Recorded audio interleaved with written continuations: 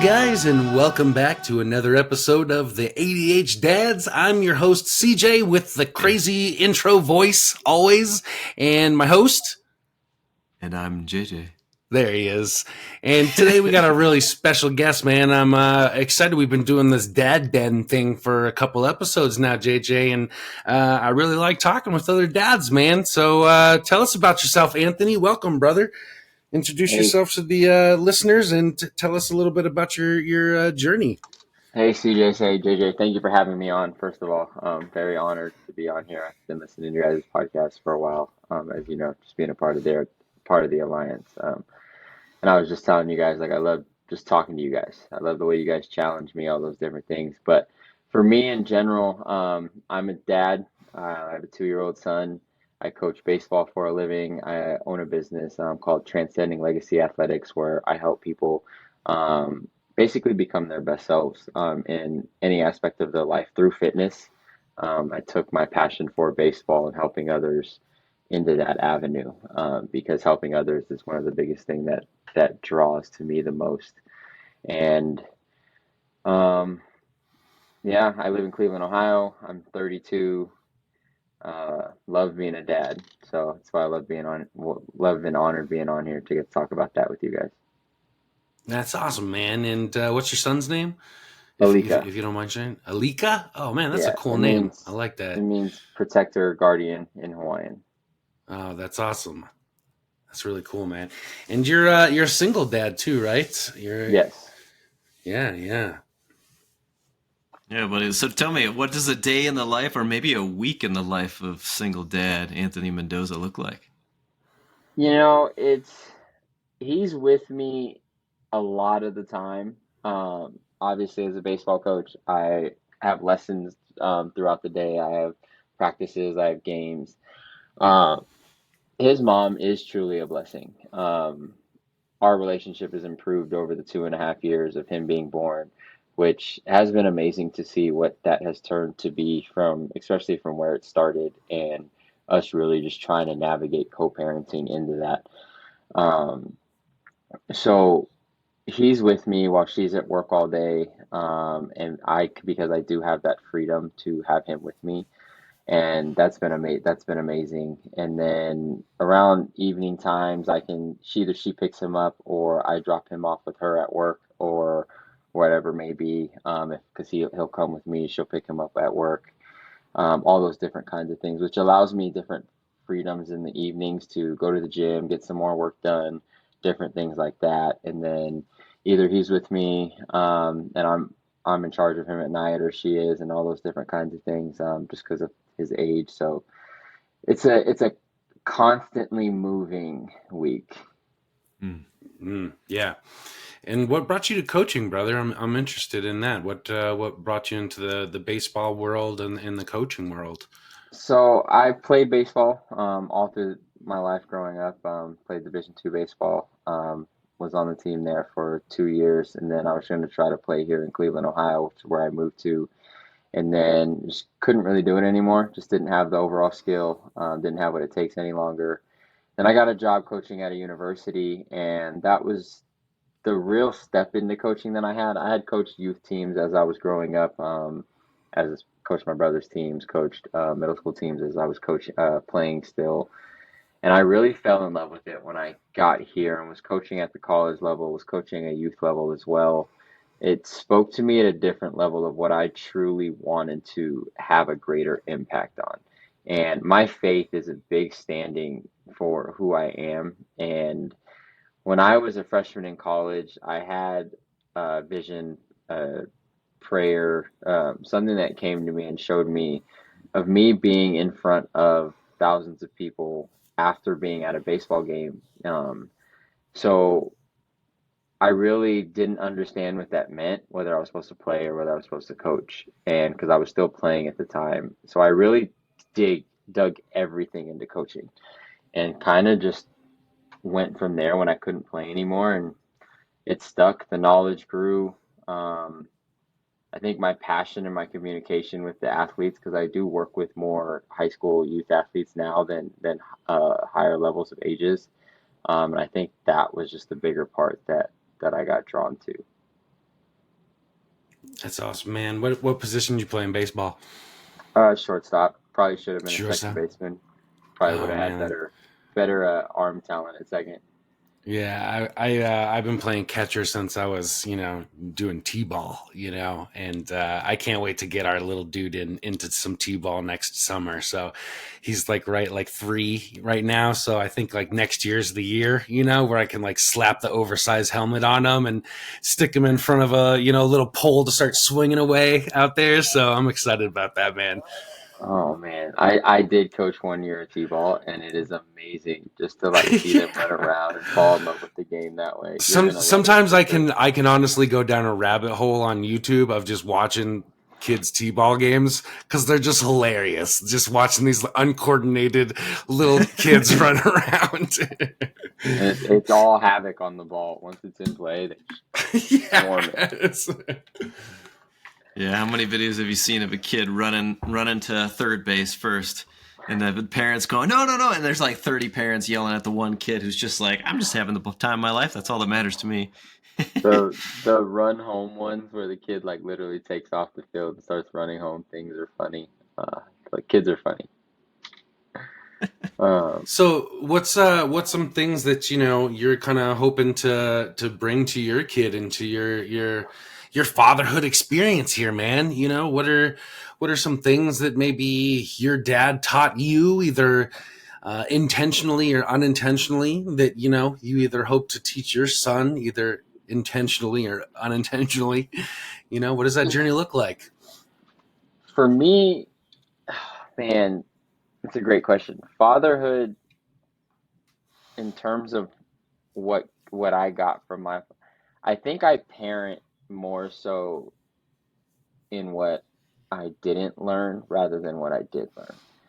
Um, and and this is part of my healing journey as well. I think the best way for me to say this, I didn't have a bad childhood, but my childhood for me was bad. And I don't want my son to grow up with any of the pains that I had. And I think that's one of the biggest things I'm trying to take out of my parenting to him is it's not that I'm not going to cause him any pain or be in the wrong place. It's my floor can't be his floor. There should be no reason the things that I went through are the same things that he's going through. And that's kind of my biggest struggle with my own healing journey and my family is I can see those different, it's the same thing. Like you're doing the same thing. You're complaining about the same thing I'm complaining about, but about your family. And for me, those things need to stop.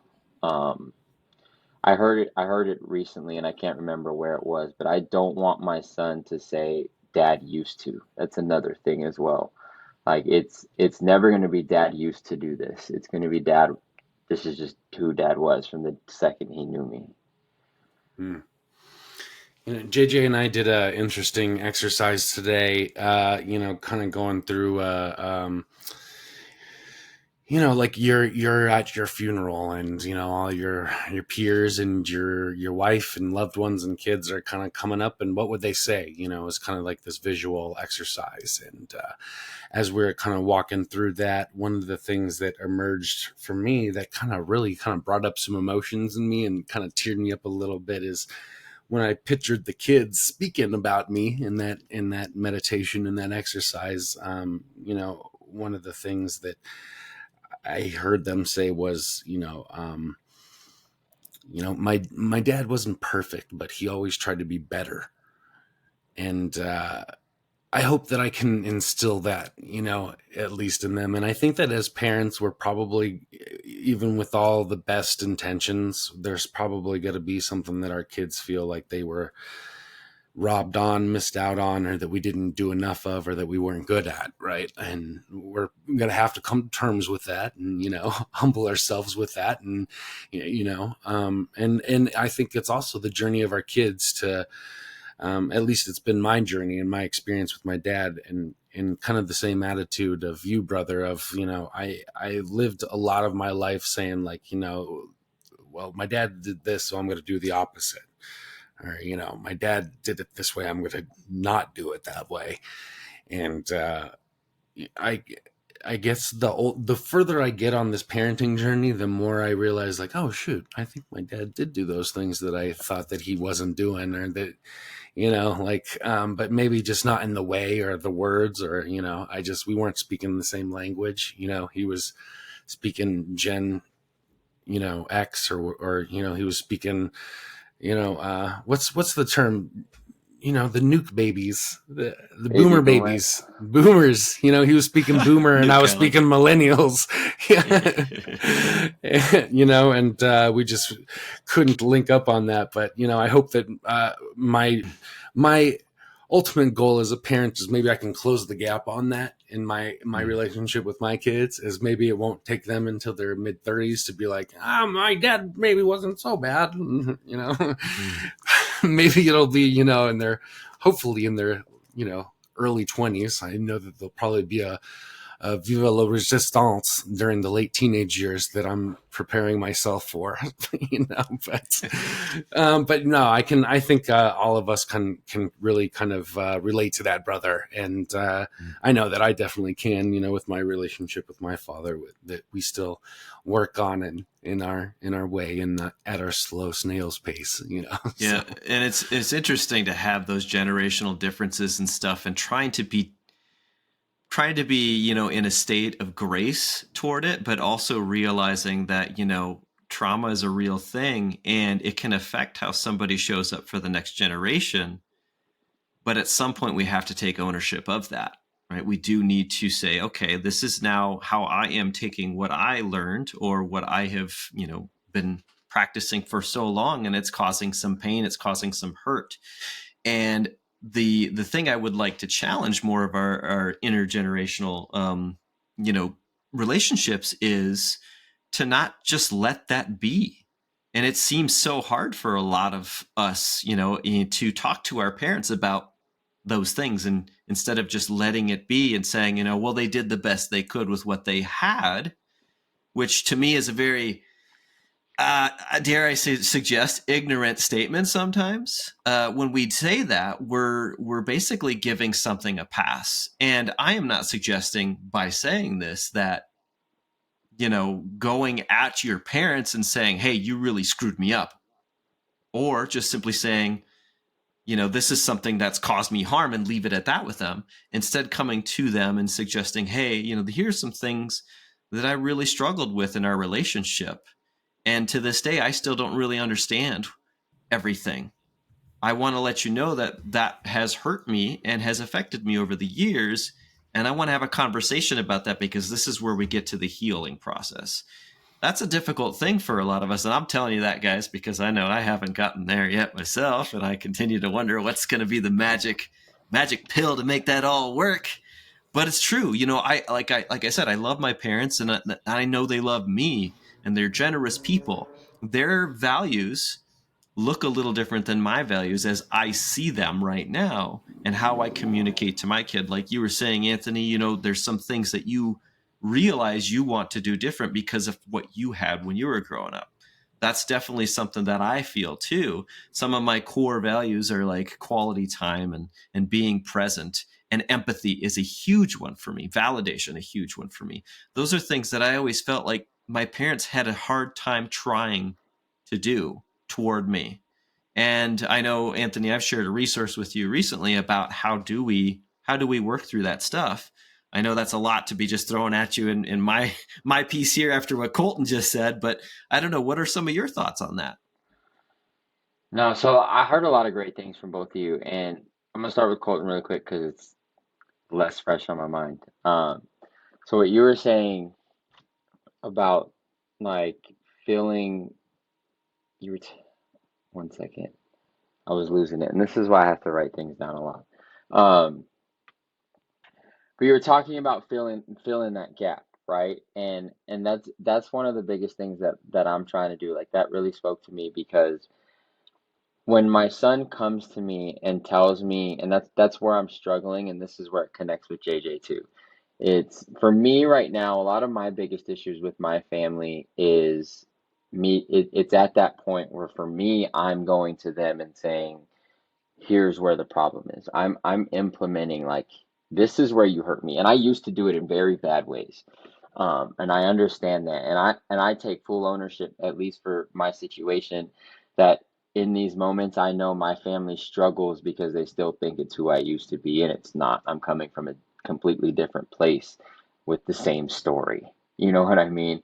Um, but for me, like I know I'm gonna have those pains where I bring my son pains, but I don't want him to come to me as a father who has a 1 year old and say, hey, this is how you hurt me and you're continuing to do it. Where I go, well, that's just who I am. Or I don't make that step in that moment. I understand there's probably things I'm still doing wrong and I'm always going to do wrong. I don't want to be that person, like you were saying, also progress over perfection. I want to be able to be 60 years old and my son say, hey, this is something you do.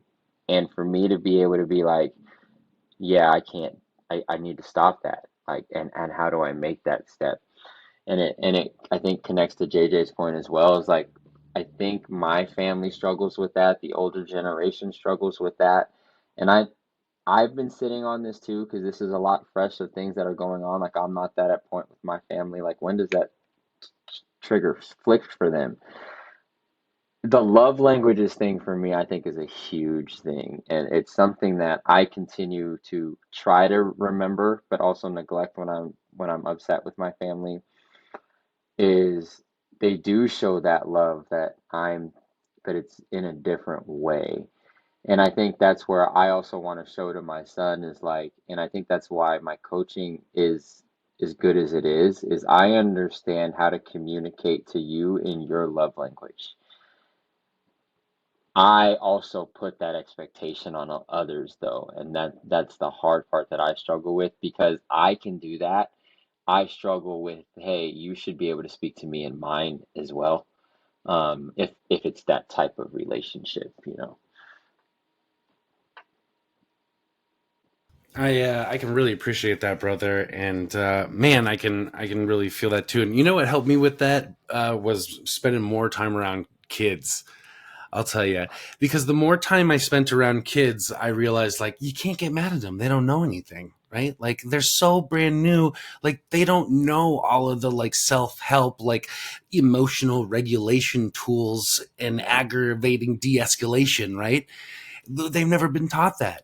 And then I started realizing when I would get frustrated with peers or coworkers, holy shit, they're just fucking children in the same aspect. Like, right? Like, we have never been taught this. Well, Hmm. they don't know any better. I didn't know any better, and I get caught in the same dichotomy with my own relationship with my father. You know, sometimes I'm totally fine with the, and I've just learned to like, whatever. He is who he is. He ain't changing. He's told me a million times he ain't changing. You know, he's too old for it. You know, and sometimes I'm fine with that, and sometimes, man, does that drive me crazy.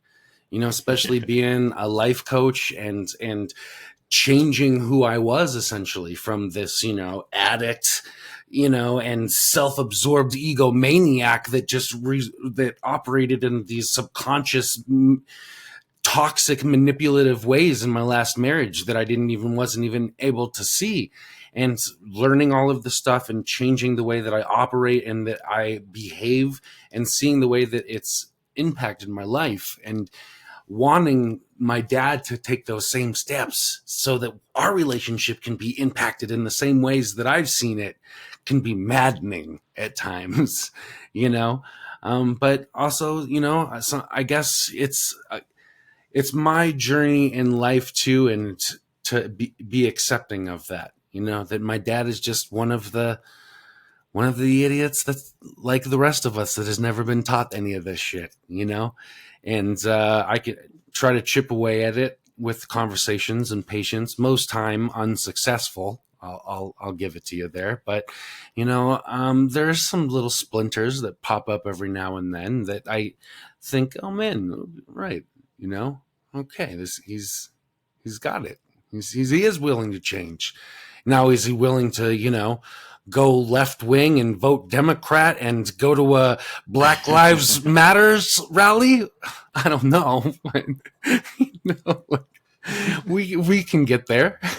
Like we can Might get be a there few and steps ahead. conversationally, you know.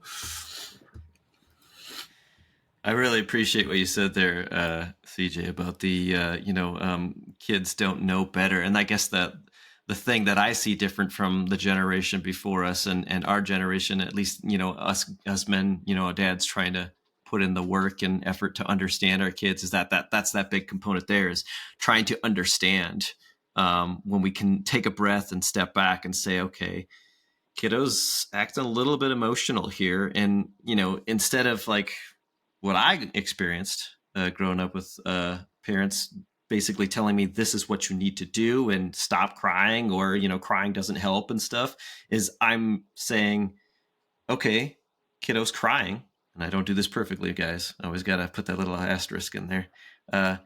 Kiddo's crying, he's feeling something, and there's a whole bunch of stuff going on in his brain. I'm not gonna discredit any of that. I need to be curious about that. I need to show this understanding and to validate, because when your kiddo's crying, they're not crying because they just lost it and they've gone off the deep end. No, they're crying because they felt something. And when I see that some people just saying, stop crying, you're acting like a baby, it's missing the point of connection that we now, as men who are desperately trying to understand the people that we have relationship with, we're trying to understand our kiddos as well. And that's something that I believe that I missed out a lot. The idea was basically drilled into my head, like, you need to follow this rule, you need to do this, and the emotional response I had to that was not welcome. So what do you do when, we say, our kids don't know better? What is that next step for us? I think we have to model it. For me, when you were talking about all that, it spoke to me something that I've been going through. My son's 2.5, so one, he's a toddler dealing with new emotions. He's learning anger, he's learning sadness, all those different kinds of things. I'm hard on him. Me and him have a very strong bond, but I am hard on him. Once he expects something out, once he shows me something, I do start to expect that out of him a lot more. And that hardness is starting to show out of the way he's acting. And with him learning those certain emotions, I can see where, like, I'm taking the fault in those moments and seeing, like, oh crap, like that response might not be exactly the way I do it, but that's my response. And it's, for me, it's being able to see that or listen to it, like I said too earlier, if our kid comes to us and we're 67 years old, um, start to show it better and example it better. And I think that's the only way we can expect something different, from our kids, and show them there is that difference, in how they handle it. Can I share a win with you guys that I had the other night? Because we've been dealing with this bedtime routine. I've been talking to you, JJ, about all the renovations going on in here, on our first floor. So we're basically confined to a studio apartment on our second floor. It's just bedrooms and that's it. And the kids are always in our bedrooms. And, getting them to get in their bedrooms and go to sleep has been a chore, especially since these renovations started. And it's just gotten worse over the last 5 weeks. And our youngest has been in a habit of coming in and saying, I'm scared, I'm too scared, I can't go to bed, or it's boring, or it's too hot. There's always a reason. And it was, I'm too scared, the other night, even though sissies are sleeping on his bed with him in the room, lights are on, doors open, he's too scared. And it was like, it's gotten to a point where, like, this kid is staying up past me. It's 10, 11 at night. I'm trying to go to bed. This kid won't go to sleep. And he keeps waking us up. Brother. I've been there too many times. We have to be up at 5, child. I need at least 7 hours, And he just kept coming in, and I just like could feel my blood boiling, like I wanted to just like, no, go in there and you stay in there. Like I wanted to do that. I felt that. And, I know that, again, these are the moments, Anthony, that I'm talking about is the further I go on in life, I see like, oh, that's, my dad did yell, and he did throw you in there and close the door and, lock it. And you just sat there and cried in the dark, just scared, just fearful of what was out there, and you learned a lesson. Dad is not going to help you with your fear, like, and I feel that emotion, and I think like that's, well, I can kind of relate to what Dad was feeling. Now, do I think that, his choice versus mine, one is better than the other? I'm not going to get into that, but I try to have more presence about it. And while this thing was going on, I just I said, I grabbed a thing of disinfecting spray and I went over to the door. I said, fine, I'll spray the monster spray and then they won't be able to come in here. So I sprayed it all over the door and I went over to the windows and he said, it's right there too. So I sprayed the windows and I sprayed his bed. I said, okay, the monsters can't come in here now. It's anti-monster spray, and now the kid, the last 2 nights has come in and all he asked for is, can you spray the monster spray? And I go in there and I just spray a little disinfecting spray and he fucking goes to bed, man, So it's like, I think we're just presented with all of these choices as parents, of like to like give in to these emotions and just like operate off of instinct or like be the example, and find a creative way to handle these solutions. And sometimes it's just as simple as grabbing a bottle of disinfectant spray and pretending it's anti-monster spray, and sometimes it's not that easy. Sometimes you do pull your hair out and, slam the door and turn off the light and your kid cries and then you feel awful and then, you traumatize them. They grow up hating you for the next 20 years because of that one night. I don't know. I've brought that up to his mom. Like our son is he's a good kid and he handles a schedule that is with me a lot very well. And it's like those little things. Like there has to be something, whether it be parenting, whether it be something they eat, whether it be something that was told to them when they're an infant, I don't know, that triggers all these different things. And is it one moment? Is it I mean, we really won't know because it's so hard to study that many infants and that many moments that is 24/7 of their life. Could one moment cause that pain? Because that's something I struggle with too, in terms of that aspect of I've had a couple blow ups around my son that caused me to really want to put in deeper work into myself and healing myself and saying, hey, this is a problem. Like my son can't see this anger or whatever it may be I'm going through. Is it just a one moment thing? And I know you said that in a jokingly way, but even the good things, like, is it so many different things that we go through as parents raising children, whether good or bad, that if we do something in a moment, we impact them for so much longer, good or bad, you know? Well, brother, I've had this has come up multiple times in my relationship with my dad where, I'll finally have the courage to bring up some traumatic memory that I have or something that affected me in a way that I've carried with me for a long time and thought about, right? And I'll say to my dad, I God, remember when you did this, or remember when this happened, and this played out this way, and you said this thing, and man, that just really hurt, and I carried it with me, or and I try to open up about that. I've been met with a lot of times in those conversations where my dad goes, "Huh, I don't even remember that.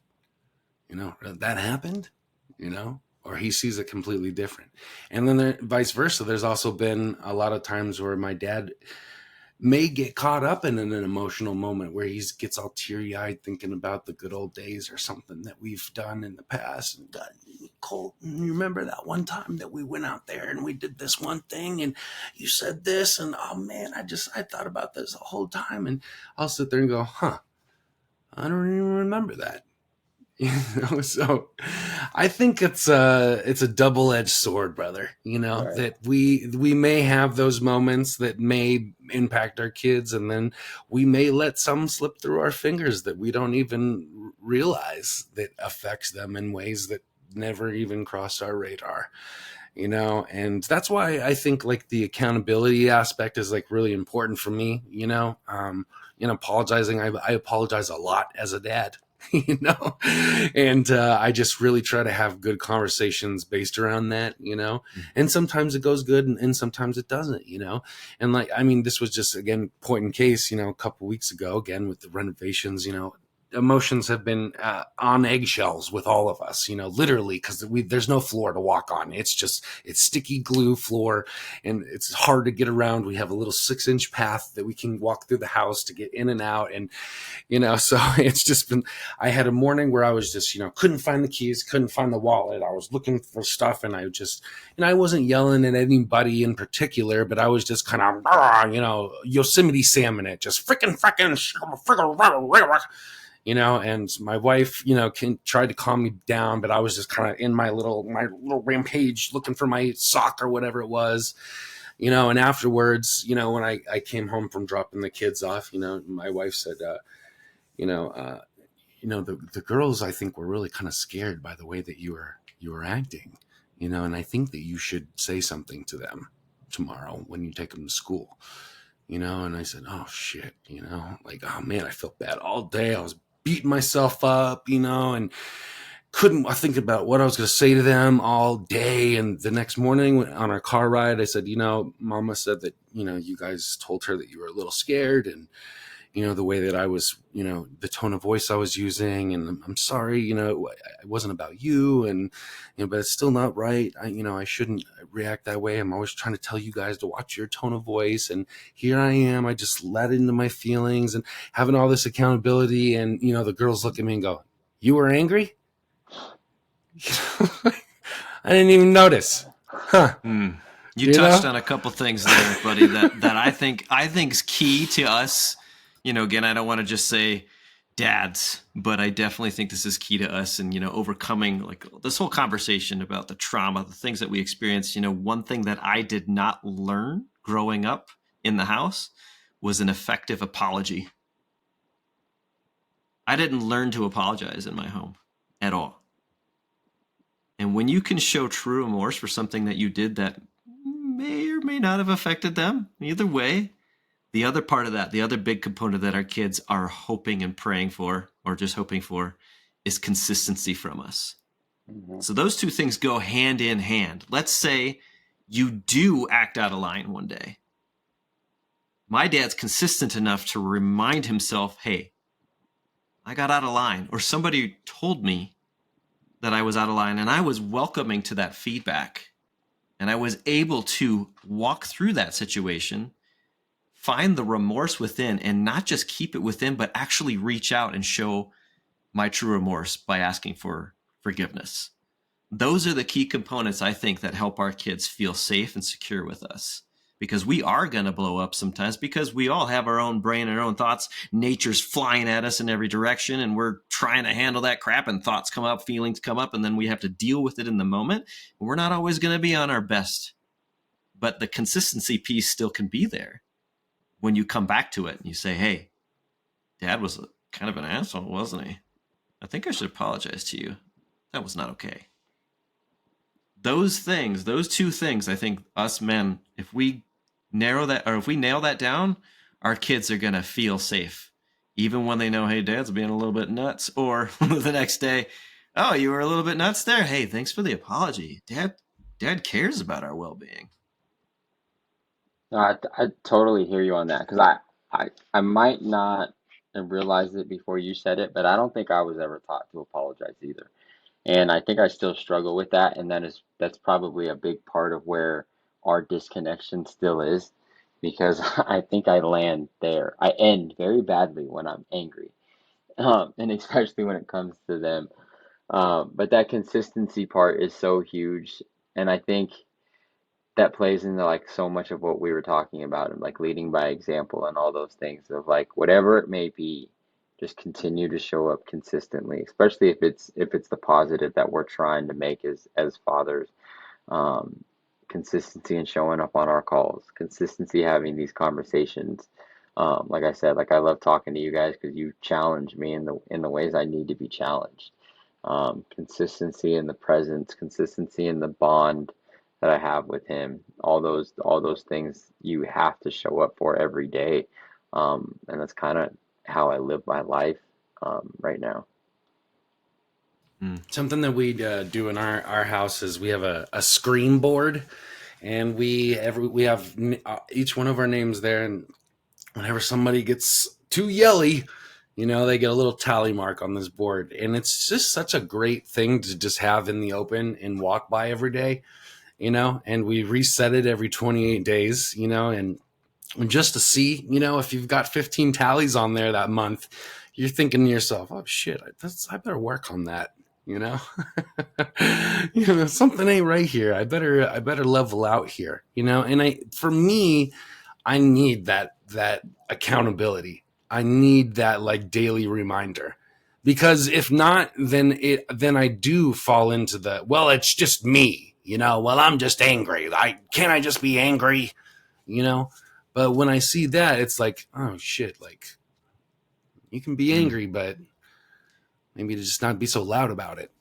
And that accountability piece applies to the parents too. So you have a whole family unit, working toward this goal, which I think is brilliant. You are accountable to the kids are accountable to you. You're all setting an example for each other.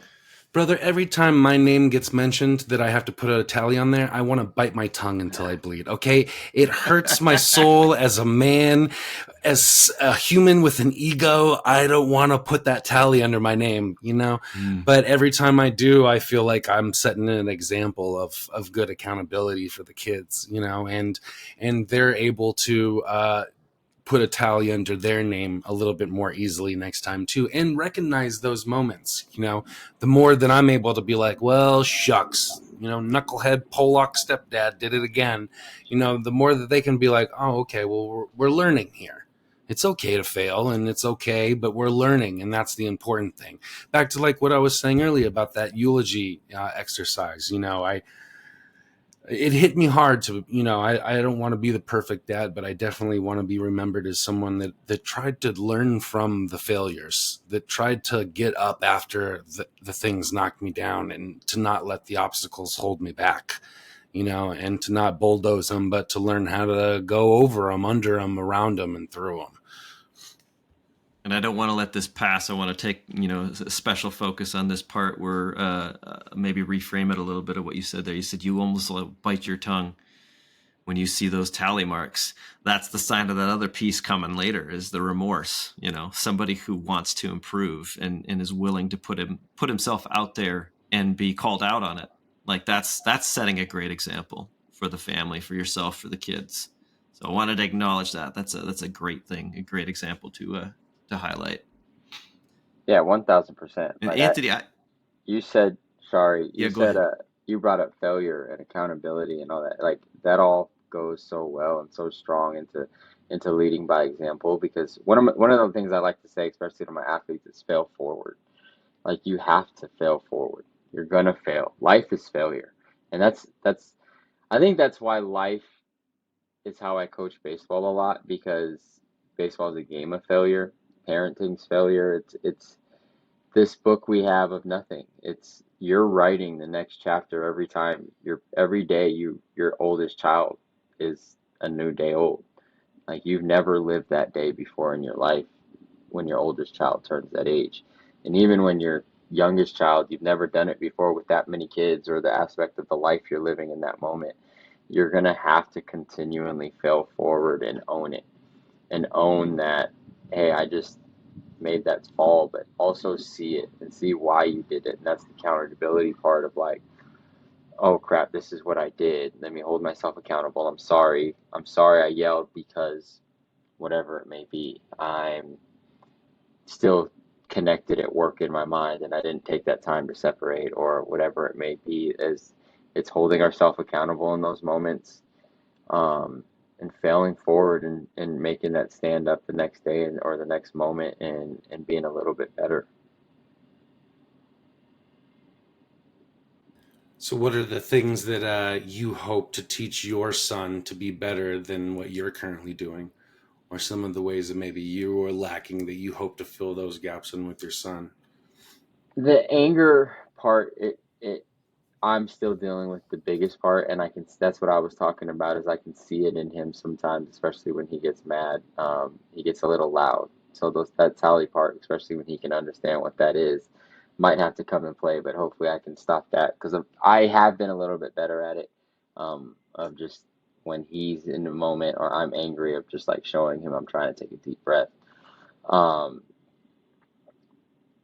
but I want him to have my ceiling. I think that's the biggest thing I want. My ceiling needs to be his floor.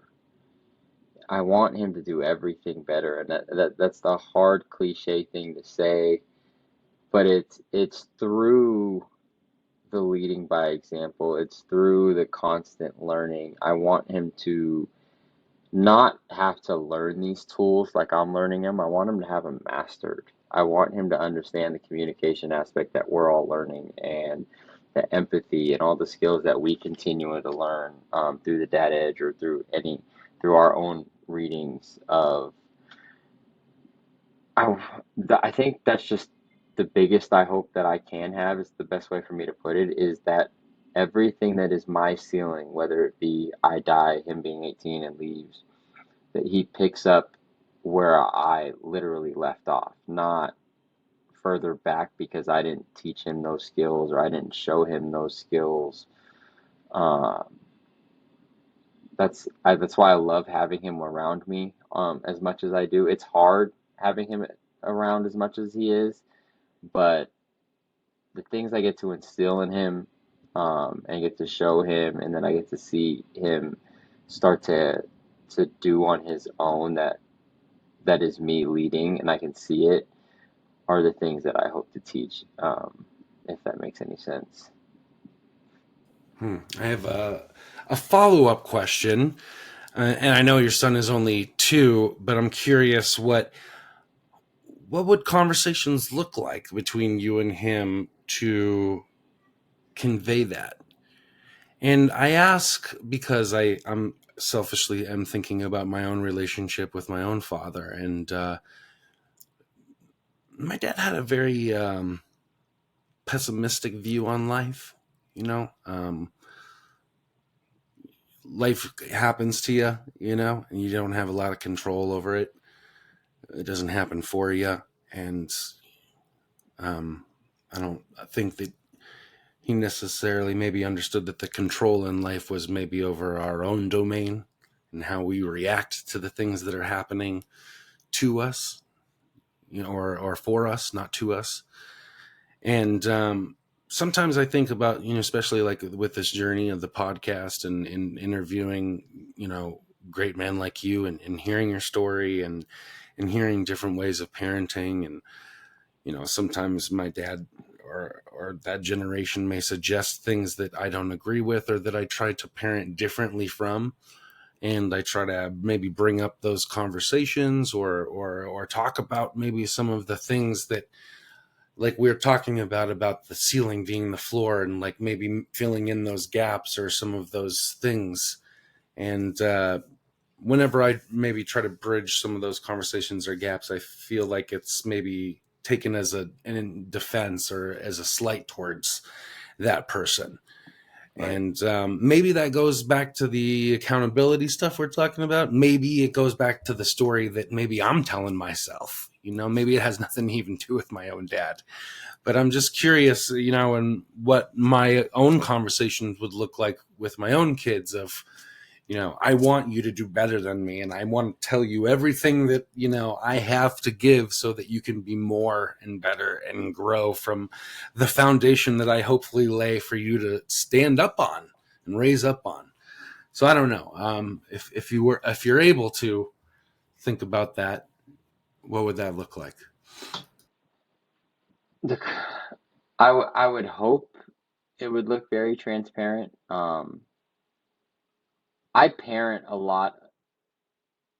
I think I parent a lot the way I coach. And not because I do that intentionally. I've recently just seen things that connect in that aspect, and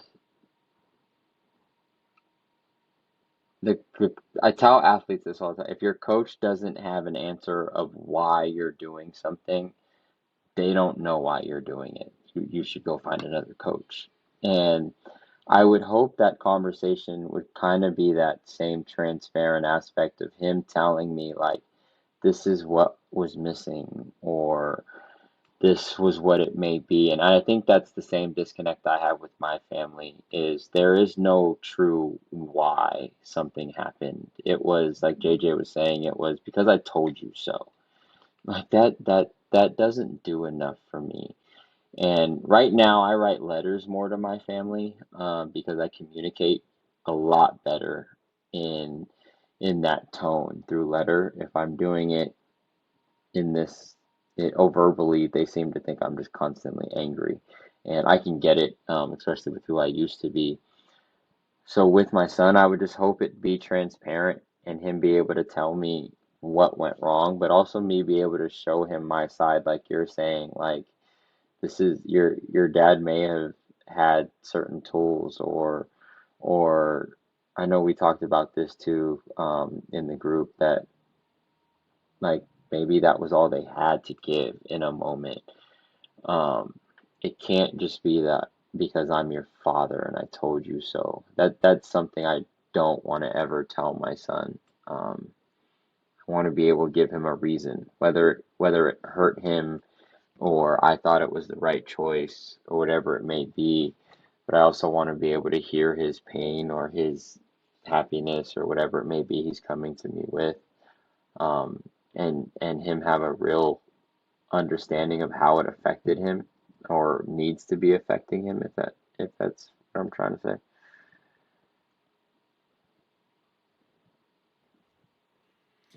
Yeah, I mean that's a big question to answer, and that's one that I probably wouldn't be able to successfully answer for some time still, because the growth journey is still taking place for myself. But I appreciate what you said, Anthony, and I have a very lengthy follow up, which will include some of my story as well. But I think the thing that stood out to me in that was that people are placed in front of us, and that can result in many directions that we choose to take. And one of the things that I heard recently that I really appreciated is growth is an opportunity for us to reflect on ourselves, and true growth is shown through not judging somebody else because they didn't meet us at our area of growth. Um, and that's an internal process that I think that a true growth comes from, is really focusing in on the self and then using that self to be the example. One of the things that unfortunately, in my experience in life, I failed at was my marriage. And I know you're a single father, you're a co-parent, so we have some shared experience. And um,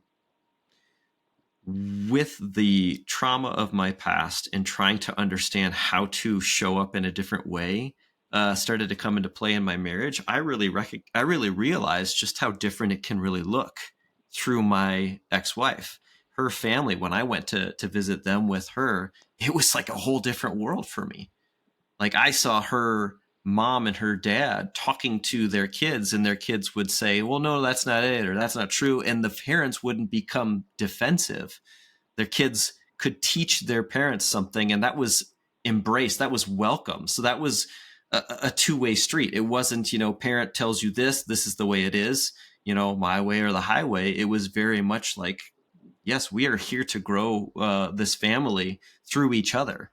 And that just, it blew my mind. I was sitting back thinking, like, I never had this. I love this. I want to watch it. I want to witness more. But I, of course, also came into this marriage with her still stuck in that kind of mentality of, I always have a reason for why I'm acting this way, why I'm upset. No, I have this figured out. The protagonist in my head is the hell telling the truth. Your truth is off. That was what I brought to it. And it was hard to marry the two for a long term. And I unfortunately brought out the worst of myself and my past to that marriage. Now, if I were to kind of continue on along that continuum of my relationship with my now ex, was I got to continue to grow and learn through her the empathy that she had with her family, the empathy that they shared with each other, and how she extended that to our son. And then I got to see myself kind of embrace that more and evolve my character in being curious about that and trying to figure out what is it about this two-way exchange that is really impacting both of us in a positive way. So I started to see this change in myself as I became more curious to the relationships that I was in and the relationships that I unfortunately damaged along the way to become the better person I am today. And I will tell you this much, like, I am a very large factor of why my marriage failed. I take full ownership of it, and anything that she did, I don't have to hold her to that because I'm at this place of growth. I want to serve her today because I serve my son. So I serve her through serving my son, and I am grateful for that. So even though we struggled through some very difficult points in life and our co-parenting is now what it is because our marriage failed, she is a blessing upon my life because I took all the good that we had together and I celebrate that now with our son and with where we can go with this thing. So the growth happened within me because I finally allowed for it and pushed some of that other crap uh, a little bit further along in the distance. You know, that anchor wasn't an anchor at all. It was just a little bit of a rope that I needed to kind of loosen up and just let it go. I could float away from it. It's cool.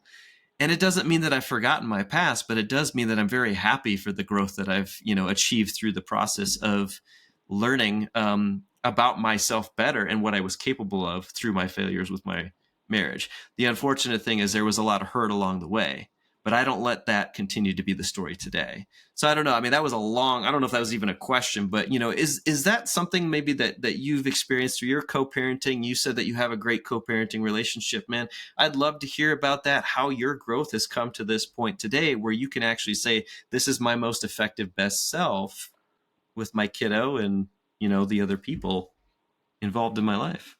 You know, I'm at like different points of that with so many different relationships. It's kind of like they're all working through different mountains of their own. Co-parenting wise, and it kind of connects, man. I think this is why I was so this anyone who listens to this is not gonna understand this portion, but you guys do.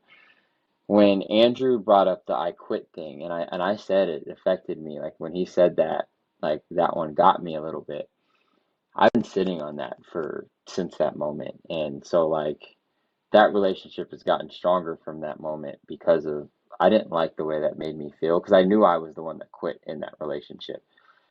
Um, and it came, and I really think it came from my family. The only successful relationships that came from my family were co-parenting relationships. Like it never succeeded when they were together. And one of the greatest relationships that I saw was my godmother and her ex-husband, who I didn't know weren't married anymore until I was like a teenager, and they were divorced like the whole time I was alive. Like they showed up to everything together. It was all for the kids. Like that was the example that I had of like really true good parenting in my eyes because I only saw them for events anyway. So, that's I saw the good parts. But they still showed up together. And when I found out that they were divorced and like all that spoke further than I ever thought it did when I got into adulthood, I realized that.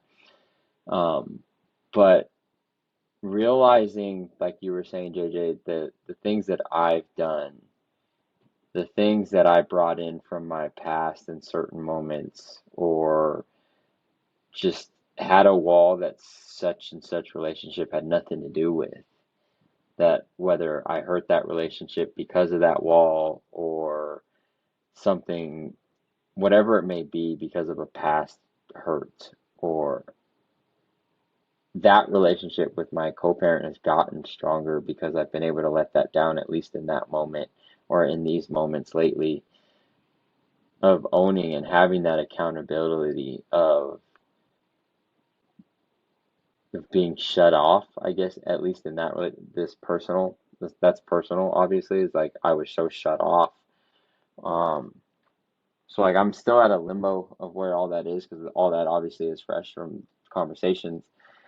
Um, but with my family, I'm trying.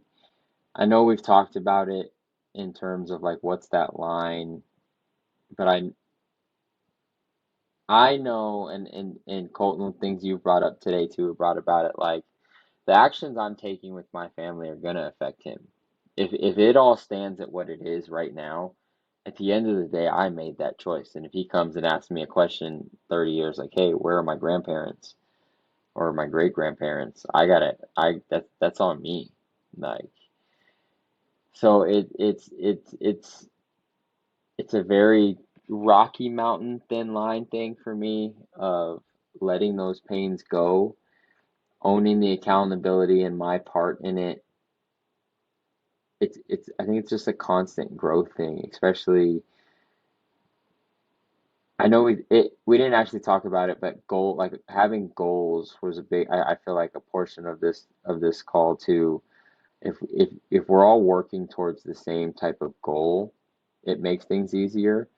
And even within ourself, like if my common goal is to betterment, which it is, and I think that's my biggest struggle with this topic is my common goal right now is everything is for the betterment of my son, everything. And my family's trauma or drama that causes trauma is not for the betterment of my son, and but there's a future with them that is far more beautiful than without them. And I have to sit, and try to deal with that line of where it is to hold that accountability, to let them in, and but also see the things that I've done which cause the pains that they have as well. So Yeah, all you we know, can. it's like finding your ongoing purpose, right? And you mentioned coaching, and a coach needs to see something and understand it to be able to explain it. So you're a coach of yourself and you're a coach of your son in a way. Yeah. I know I said it earlier, but like a lot of the way I raise him is I coach myself, I coach him.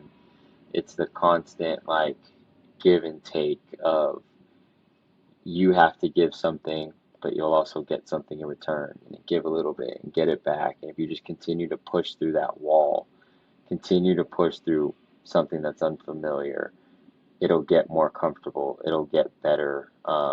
And I think that's like I want to have that transparency, like Colton's question brought up earlier with my son, and I'm trying to instill that in now because I see that anger that he has. Like I get to him a little these last few weeks and try to tell him like, hey, this is why I'm upset, and like I'm trying to build that, and it'll get more comfortable for me because it's still not like I still don't do it with my family, because that's new to me of like actually in the moment or right after the moment having that full accountability rather than 6 months later like I do with my family sometimes. The things that I'm kind of picking up listening to you guys here is like,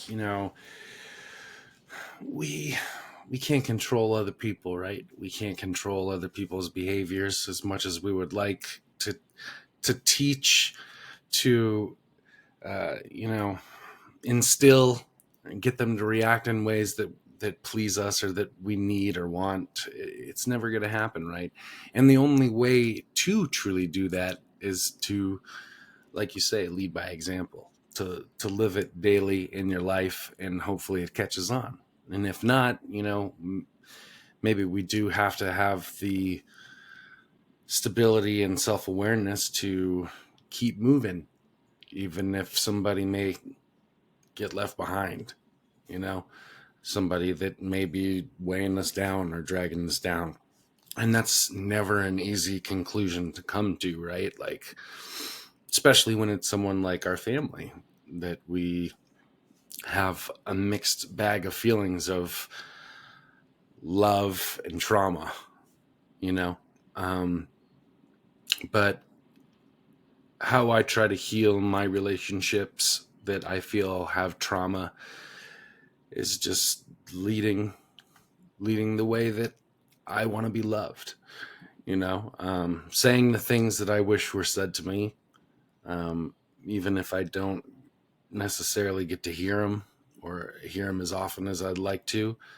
Um, I hope by leading through that, exemplifying that maybe the kids will pick up on that and see my efforts in whatever way they interpret it, and they can maybe exemplify it or fill in the gaps like we talk about, the next time we go around.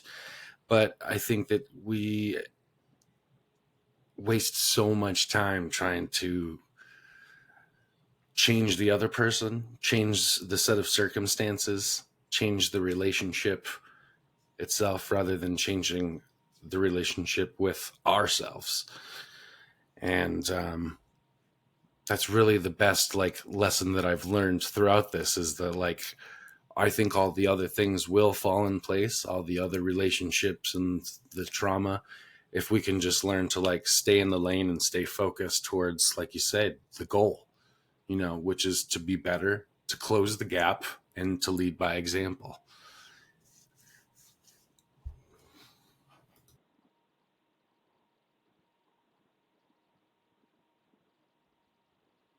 I think that was a mic drop moment there. No, my headset and my microphone are just dying.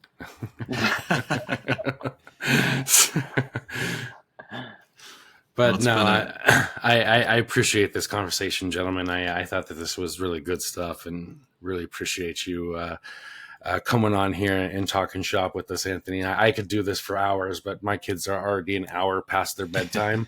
So I don't even, the wife isn't here and the kids are downstairs by themselves for the last hour. We just went grocery shopping. So I know that half the pantry is going to be demolished. There's going to be chocolate and marshmallow fluff everywhere. I'm kind of scared to end this call, but also feel like I need to. No, man, Anthony, it's been fantastic, man, and I think I've told you this a couple of times, but there's been conversations where I've been thinking about you and wanting to share and talk to you about some of the things that I heard, and because the way you speak to life and your experience is something that resonates with me. So I hope we can do this again in the future and have another conversation with you, because I think there's so much more to dive into. But either way, appreciate Same your here, time, brother. Same here. No, thank you guys so much for having me on. Like I said, there was a few moments I was like, I might not have realized that till right now. Like I said, talking to you guys on weekly in the DEA, sometimes twice weekly if I'm able to jump on. It challenged me. It makes me a better dad for sure. It's definitely made me a better son, better grandson, whether I'm talking to them or not. The way you guys think, the way you guys challenge all of us that you do talk to. This podcast that you guys are doing is amazing. And Colton, I totally get it, man. Like the night owl thing. My son went to bed like 5 minutes before we got on here, and it was 10 p.m. Eastern time. So I totally get him being up and us having to be up early. So I'll let you get going too. Thank you guys for having me on again. Well, you sell Monster Spray, so it comes in a regular old disinfecting bottle, but costs 3 times as much. You can find that on the ADH Dads Monster Spray, guys. Patent it. As long as it ships from Utah, not California. Well, brother, is there somewhere that our listeners can maybe find you or reach out to you if they want to maybe get some of your coaching or some of your goods or just some more of your wonderful insight? Yeah, my Instagram is a great place to find me. AM Baseball, Anthony Mendoza Baseball, is what it stands for. I have a private Facebook group which you can find on my Instagram as well, but that's where I share a lot of just mindset, health and fitness stuff. It's just a community that we've built together that is just trying to grow together, kind of like what you guys have as well. Awesome, man. Well, not to worry, guys. We'll put that in the show notes for you. And thank you so much, Anthony, for coming on and talking with us. I really enjoyed this conversation. So thank you guys for listening. I hope you tune in next time. Make sure to like, subscribe, and share and all that jazz. We really do appreciate your support always, and hope to see this thing grow, and hope to hear from you guys, because that's really why we're doing this, is to engage with you and to hear your story. So don't be shy. Hit us up. Check us out at the ADHdads.com, and we'll see you next week. Until then, I'm your host, CJ. And I'm JJ, and I don't have to clean up a pantry tonight. And thank you, Anthony Mendoza. We'll talk soon. All right, guys. Take care. Thank you, gentlemen.